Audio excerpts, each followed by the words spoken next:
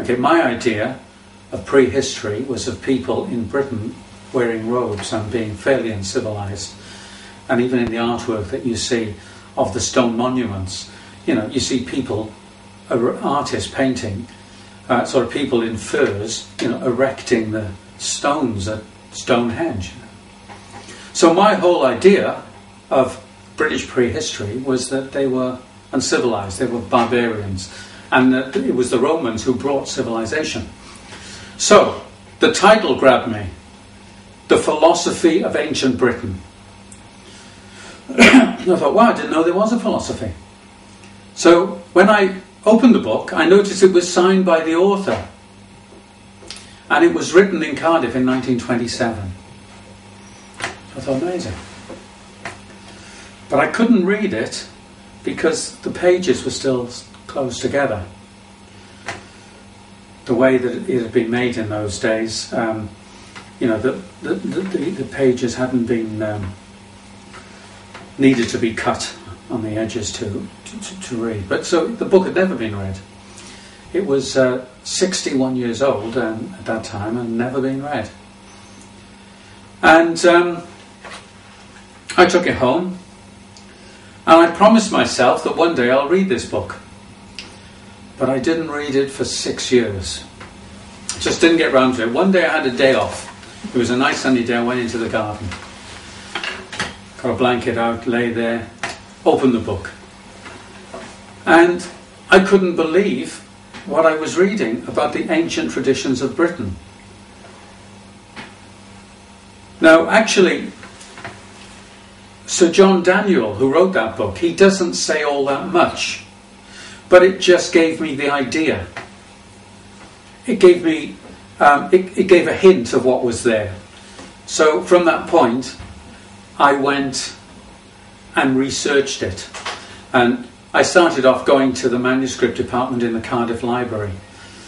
And just reading whatever I could that they had there on the ancient bardism of Wales. And some of it was in Welsh, some of it was in English.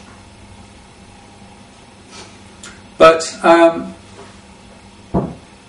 gradually, over a period of time,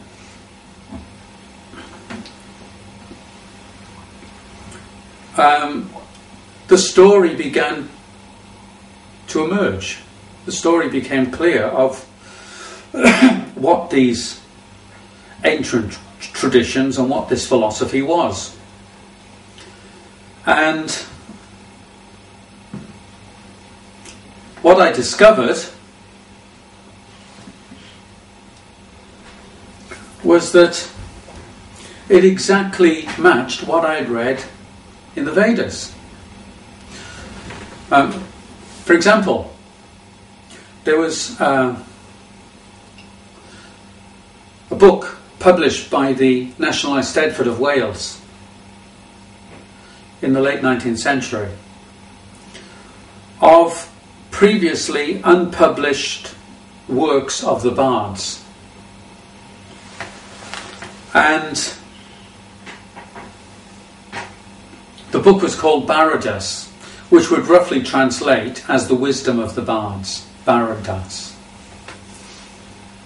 Das not only means servant, it means wisdom also. So Baradas, the wisdom of the bards. And I wasn't able to get hold of a copy for myself, but I would just go there each time to the library and read and photocopy. And it's quite amazing because in the second chapter of Baradas, there's well, the second chapter is actually called theology. I don't know what the Welsh word for it is, but it's called theology. And it begins by a young disciple asking his master, "Master, where do we come from?" And the master said, he replied, "We had our beginnings in the Cugant, and because of a misuse of independence, we have now fallen into Annwn." Now, Cugant, the word Cugant in the Old Welsh means unlimited. And Anun, like Anu, means small. It also means circular. So we have left the Cugant through a misuse of independence, and we have fallen down to Anun, where we are rotating. We've come from the great world into the small world. And this master then explains to his student that in Cugant we have our beginnings as a worm. And from the level of a worm, we gradually go through the evolutionary cycle of birth and death, which in Welsh is known as abred.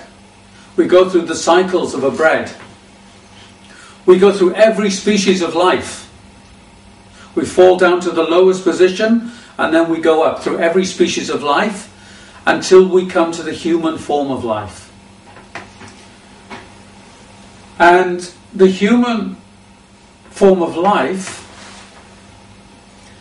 is considered to be very special because it's only in the human form of life that we can attain Gwyn Vid.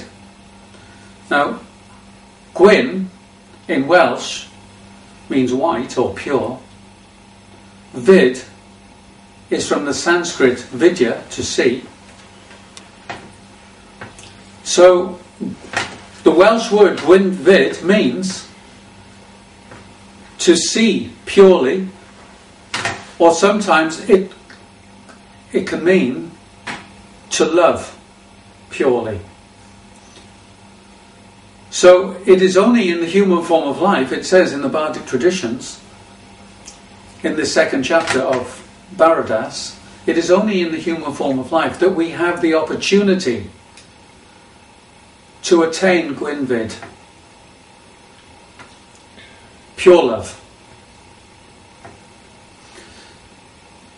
And if we can attain Gwyn Vid, then we can solve the problem of the cycles of a bread, taking birth after birth in the cycle of a bread.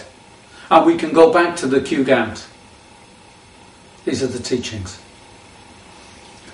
But it says, if you don't use the human form of life for what it's intended, which is for spiritual advancement, there's every chance your next life will not be human, but that you will take a body corresponding to your mentality. You go down into the evolutionary cycle. And there's a warning that when you go back down through the cycle of a bread, it may be a great time before you again come up to the human form. So the Master is teaching that you must take this very seriously. Human form of life is meant only for one reason, for attaining Gwyn Vid, pure knowledge and pure love. And that is the only way of solving the problem and going back to the Cugant, to the unlimited world. So it has the warning. Use this human form of life for what is intended, otherwise you may go back down into the cycles of a bread. So as soon as I read this, I thought, oh my God, this is just like we find in the Vedas, identical. But the Druids of Britain,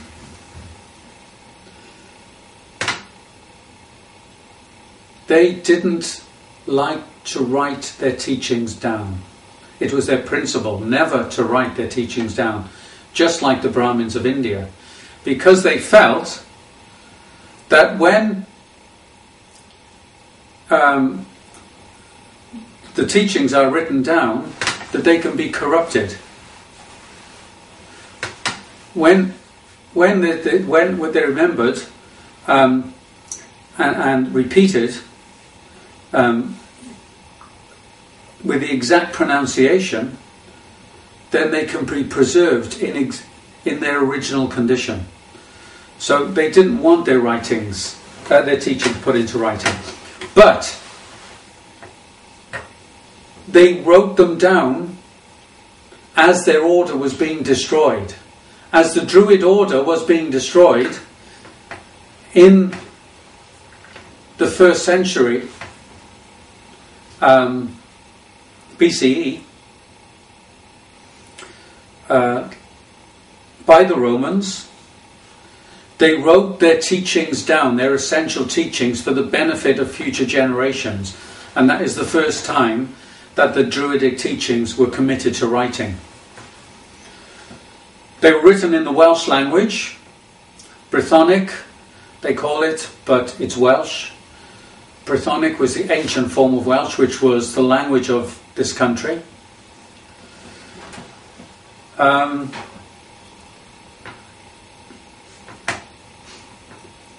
As the Saxons, the Romans, and then later the Saxons invaded Britain, the people who wished to keep their traditions, their language, and their spiritual traditions and culture, they moved westwards into Wales.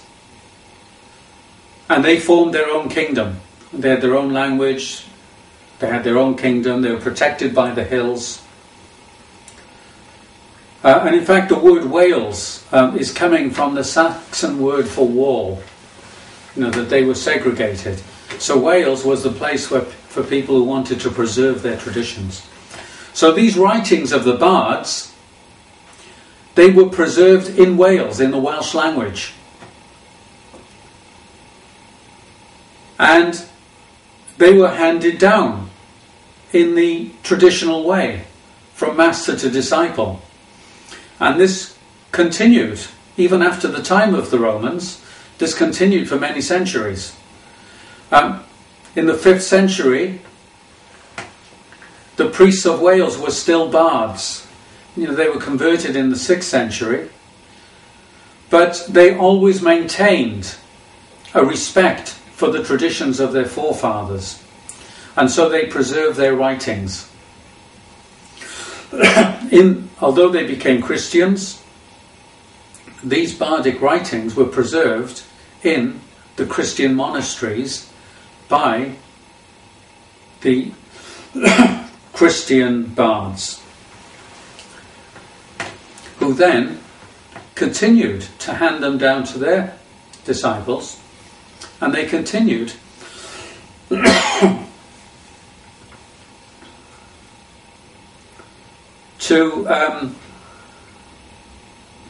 do copies, to transcribe the work. If after a couple of centuries these manuscripts started to sort of fall apart, they would do copies. So they were keeping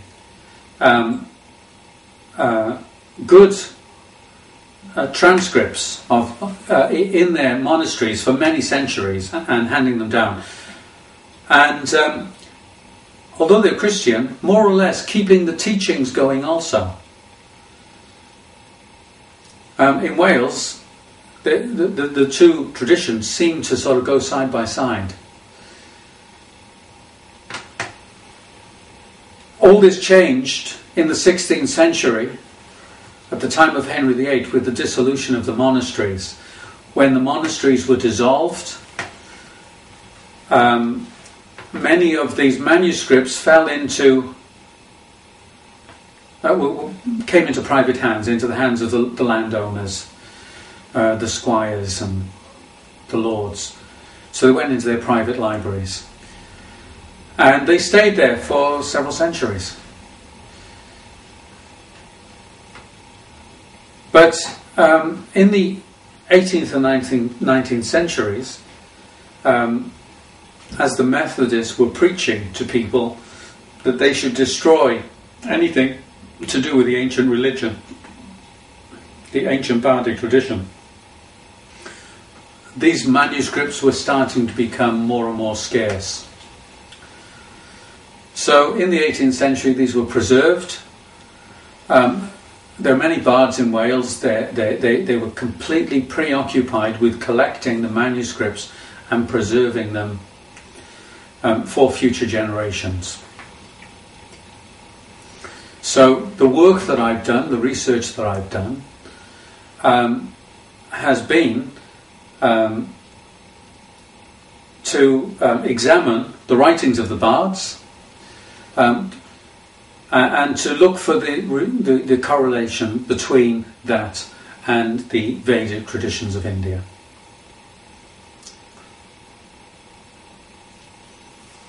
To a large extent, the bardic traditions have been neglected. I noticed with my studies that since 1920s, sort of maybe mid-1930s, very few people have written anything on the bardic traditions. Because the whole subject was completely blackened, denigrated by the scholars, the Christian scholars of the day, who said that every writing that was ever translated from the bards was a forgery. So by the 1920s, sort of 1935, the whole subject was sort of neglected. People thought, oh, these are forgeries. This, this isn't to be trusted, and very little work has been done on it since. Actually, very little progress has been made in understanding the significance of these bardic traditions and the relevance. What it is that our forefathers were trying to preserve for us. What is it that they wanted us to know? So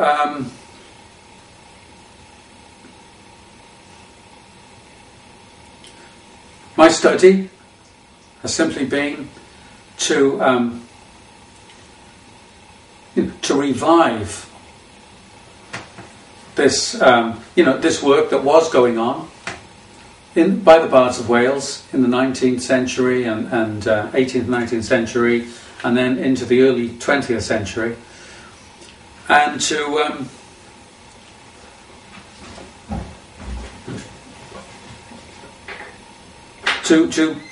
bring the study up to date. And it doesn't make a lot of sense. It doesn't really make a great deal of sense until we understand it in relation to Vedic culture. The actual traditions of the bards, if you take it in isolation, and it doesn't make it became neglected in the 1920s, and because not only was it denigrated, but the scholars and writers of the day didn't quite understand it.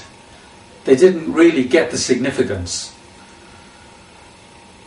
So it's only when we see it in relation to Vedic culture that we can see its importance, what it relates to, what it means.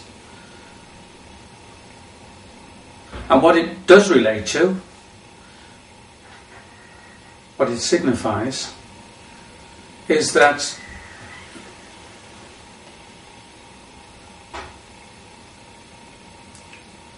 just as Prabhupada said, actually, in ancient times there was one culture which existed throughout the whole of the world. The original language was Sanskrit, and this is why our language is called Indo-European, because it's come from Sanskrit. This is why our Celtic gods are called Indo-European gods, because of their relation to the Hindu gods. And even the Hindu gods are called Indo-European. Krishna is considered to be an Indo-European god, as is Thor, or whoever, Jupiter, Zeus. So, scholars who have already understood the relation between the ancient spiritual culture of Europe and India and labelled it Indo-European. So what Peter Burford Ellis is saying, that in order to understand the significance of Bardic culture, you must understand the Indo-European hypothesis. It cannot be understood separately. Separately, it doesn't make very much sense. It doesn't seem to be important at all.